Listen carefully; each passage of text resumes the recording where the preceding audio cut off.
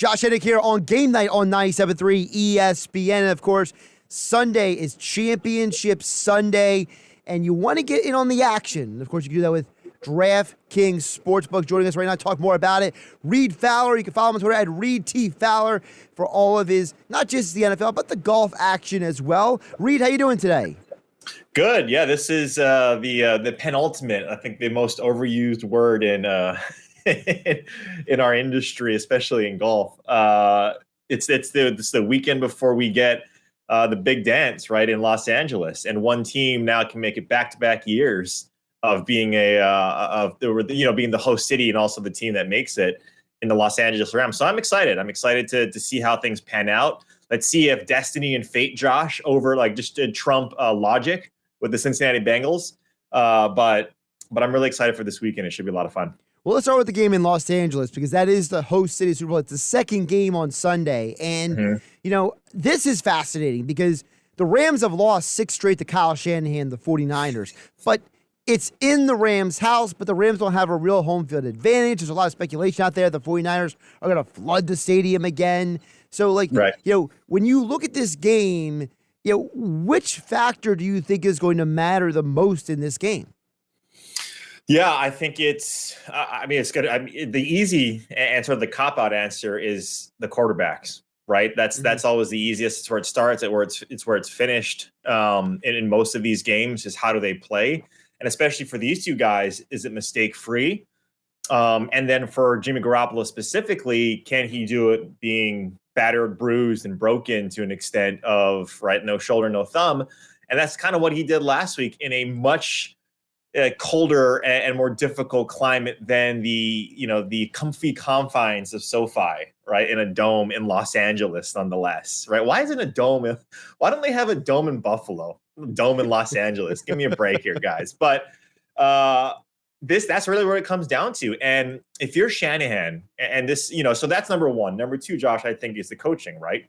It's kind of going down the logic tree of how these things are going to pan out is the coaching. Is Shanahan going to switch up what he's done so well and so efficiently against San Francisco in run the ball? They've run it 60% or close to 60% of the time this season against the Rams, and that's been the recipe. He's always said, I want to run the ball 40 times, 40 plus times I want to run the ball. And if that's the case, and McVay has seen that now twice on tape, does he keep on pushing that and say, well, beat me, right?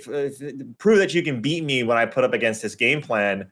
Or does he switch and say, you know what? They're not expecting Jimmy Garoppolo to pass, so we're going to pass a lot more or make it a more 50-50 split. And then at the end of it, can these playmakers like the Staffords, the OBJs, like the Deebo Samuel, is he going to be healthy, George Kittle? How does that play out? The X's and O's, right? And that's really where most of these games are in our world, won and lost is when we see these players duke it out on Sunday. So those are things I'm looking at, but I'm leaning probably, and this is probably going to be a little bit contrarian, I'm leaning towards San Francisco covering, but I do like Los Angeles to win.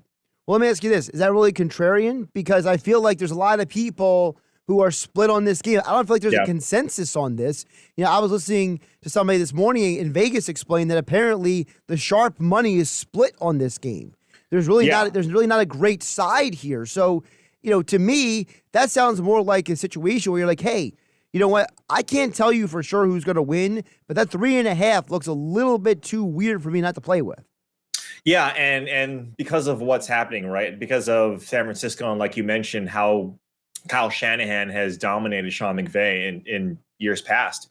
And you're right, 61% of the cash is on LA right now. And you take a look at the converse, the other money is obviously very split down with San Francisco. But I do think that a lot of people now are jumping on the bandwagon. I'm going to say a lot of people. I'm saying the doubters of Los Angeles throughout the entire season, preseason, regular season, saying they can't do it. Stafford hasn't proven himself. They don't have any depth, yada, yada, yada.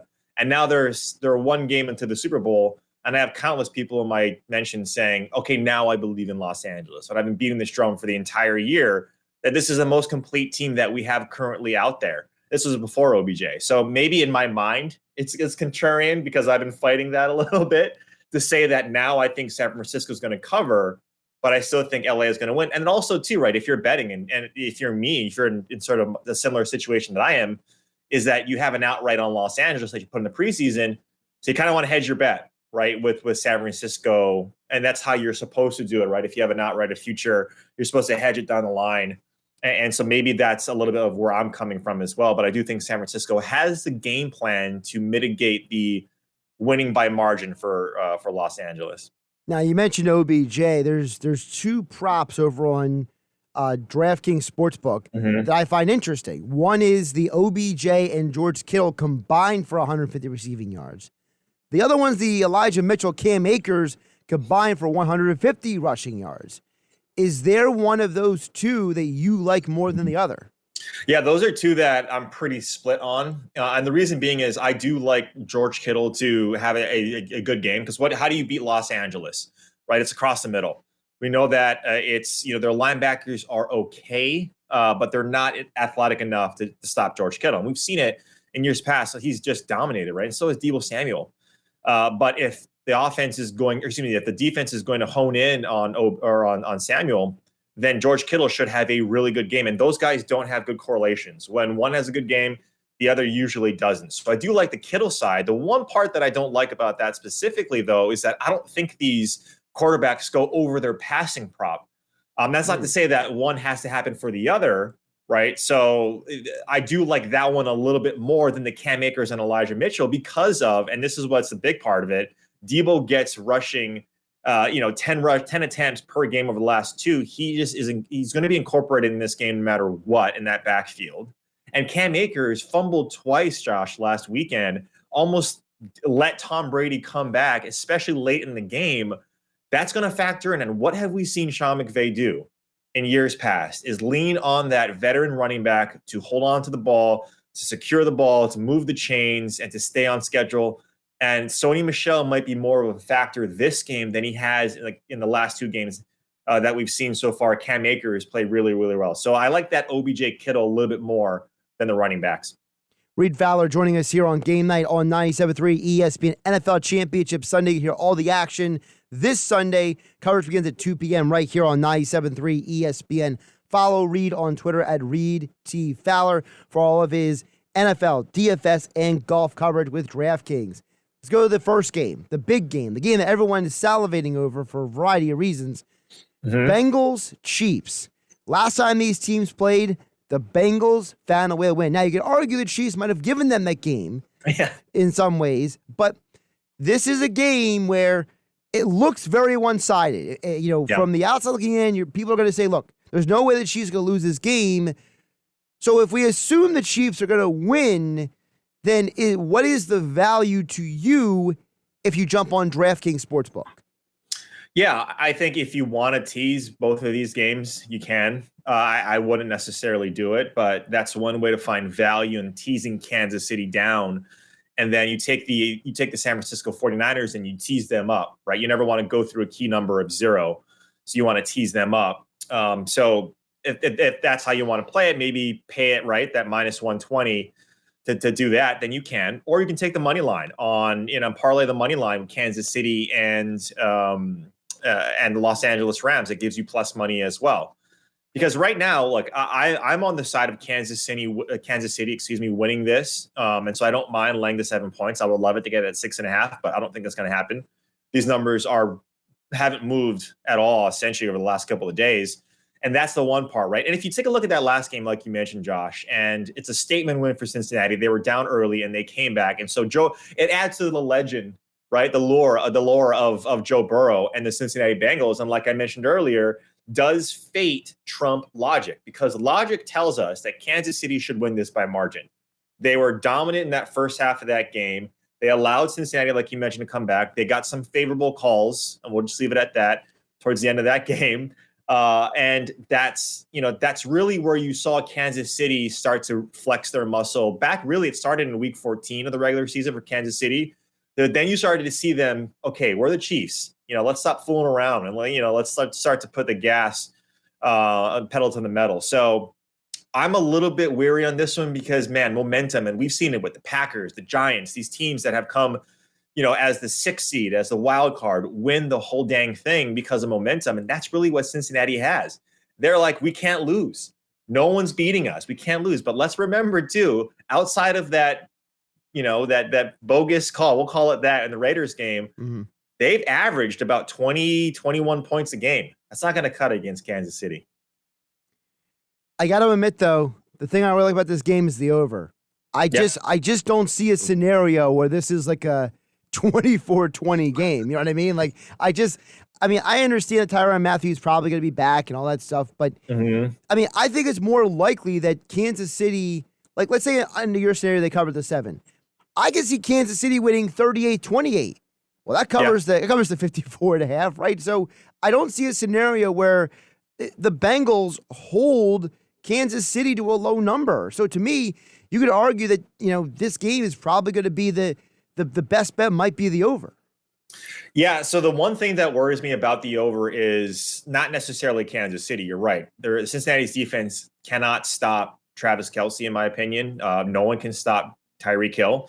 You can only hope to contain him. And the argument for the under, which I agree with you. I think if you're going to bet a side on the total, it has to be the over. But the argument for the under is Jerick McKinnon and this running game does have a good spot against this Cincinnati run defense. You saw Derrick Henry was not. He was a shell of himself. And I think Tennessee really did a disservice to that team and to their fan base trying to get Henry back so quickly when Donta Foreman looked like the better running back, bar none. That's just, you pass the eye test, the stat test, and everything in between. Cincinnati was allowing Josh Jacobs 6.4 yards per attempt in that Raiders game. So Kansas City does have an angle to run the ball if they wanted to.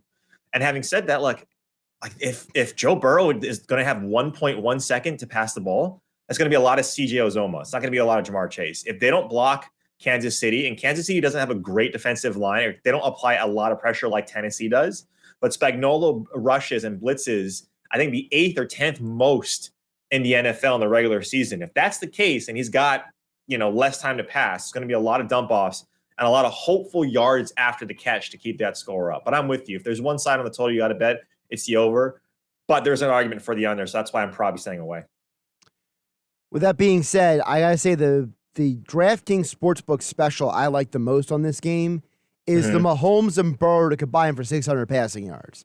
Because I could totally see a scenario where Burrow is in catch-up mode and just chucking it everywhere, in the fourth quarter. Like, he might get more than 300 by himself, while Mahomes is, like you said, just handing the ball off to McKinnon and everybody else. Right. And if you look at that secondary for Kansas City, Gabriel Davis did an absolute number. And I apologize, I forget the cornerback's name, but he put him on skates and sent him, pushing daisies. It was beautiful what Gabriel Davis did. And that's why a lot of people love T. Higgins. That's why a lot of people like the secondary and tertiary receivers in Cincinnati, is because Kansas City secondary, even though it got better, and they've done this year after year where they don't look great in the beginning and then they figure something out towards the middle and towards the end. And it's still if there's an area to exploit in this defense for Kansas City, it's their secondary. So I agree with you. Again, that special is nice, but I have this feeling, and it's probably all qualitative, and it's probably just narrative street of this might be the end of the road for Cincinnati. Doesn't mean though that Joe Burrow, like you mentioned, can't go for 375 yards. Reid, when you look at the outcome, I'm getting the sense from you that you think it's going to be a Chiefs-Rams Super Bowl, correct? Yeah, I think it's going to be Chiefs-Rams, and I do think, especially in LA, the Rams, and this is probably because I had a prediction back in September that I want to come to fruition from my bank account and just for, my own personal achievements, so to speak. But yeah, I do think it's going to be Kansas City, Los Angeles. That means 2 straight years the Super Bowl will be in the same building as the team playing. And the Chiefs will have to go against that twice in 2 years. I mean, what are the odds that Patrick Mahomes makes it to 3 straight Super Bowls and 2 of them are on the home field of the team he's playing? Like, it's the most ridiculous scenario ever. Yeah. I mean, those odds, if they were on a sports book, if they ever existed, because those don't ever, would be plus a million, right? There is no way. But look, hey, if that's the case in Kansas City, like rarely would you have any experience, right? Could you, if you're Andy Reid and the coaching staff last year, and said, hey, look, this is just a regular season game that we're playing in Tampa Bay at home. No, this is a Super Bowl. Now these guys, if they make it, hey, remember what we did last year in Tampa Bay where we, the bet? Don't do the opposite in Los Angeles. Right. Also, you might have to do the opposite anyway because it's a completely different city as well. I mean, let's be realistic. I mean, what's going on in the world today, Los Angeles is a different environment than Tampa is in many ways. So I'll just leave it at that. Reid, I know you also do DFS, so I got a DFS question for you because I know people love to get action. So they're jumping on Draft Kings. They want to do a DFS lineup. Who's the kicker? Who's the kicker you're picking on Sunday? I mean, it's hard to go against Harrison Butker, right? There's yes, Robbie Gould. Yes, McPherson is, he's good, man. He's a solid pick for Cincinnati. And you're seeing it come to fruition. You're seeing that pick pay dividends already. And that bottle, the bottle cap challenge that, went across the internet and him doing that. I don't know if that's true or not. I think it is, but he did the bottle cap challenge where he kicked the ball into the rafters and it went off. So I do like that. But if I'm looking at Cincinnati not being able to stop Kansas City, and from a DFS perspective, Harrison Butker has been essentially second to Justin Tucker for the last 5 years, right? He's the second best kicker in my mind. And you could argue that Daniel Carlson, you could argue that the AFC West has the best kickers. But I do think that Harrison Butker is the kicker that you want just because of the points that Kansas City can put up. The one problem though with that is that Patrick Mahomes and these guys go for it a lot in fourth down, especially if they're on the opponent's 50, or excuse me, closer to on the opponent's side of the field. They don't kick it, as much as you would want to gain those points. So that's also something to think about. But I do think they put up enough points for Butker to be the kicker. He's Reid Fowler. Follow him on Twitter at Reid T. Fowler for all of his NFL, DFS, golf coverage with DraftKings. He's doing this right here on Game Night on 97.3 ESPN. Reid, appreciate you jumping on today. All right, Josh. Take care. Good luck.